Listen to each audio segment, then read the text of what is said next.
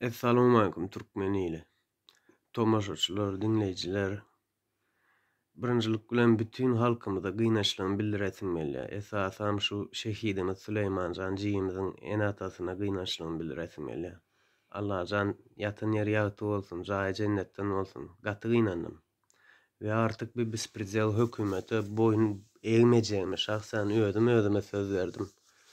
Дальше буду говорить по-русски, так как немного нервничаю, и так у меня лучше получится свои мысли сформировать и донести.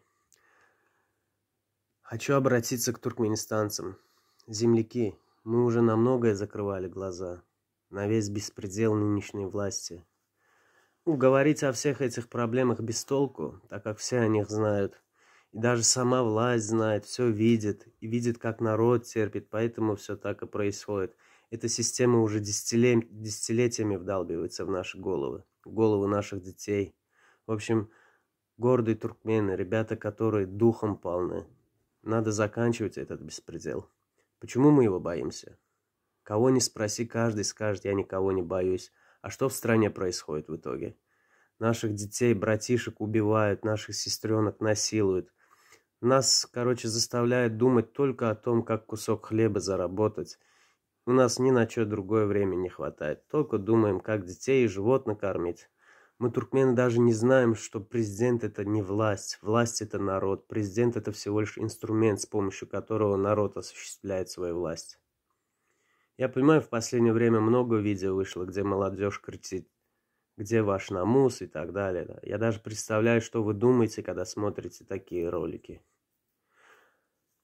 Но надо понимать, что туркмены, те гордые туркмены, которые создавали империи, славились своими воинами, да и не только воинами, гостеприимством, обычаями.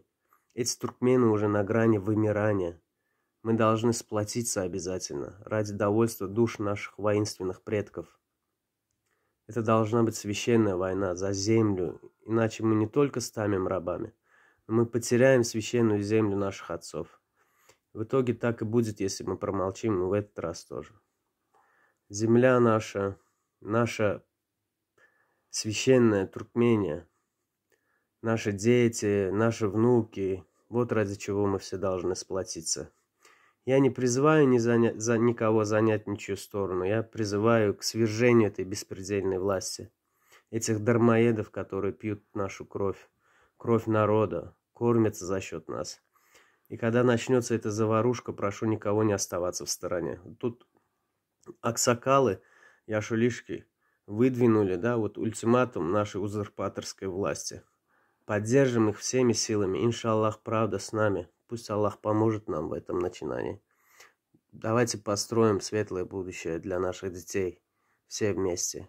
Всем удачи. Ассаламу алейкум.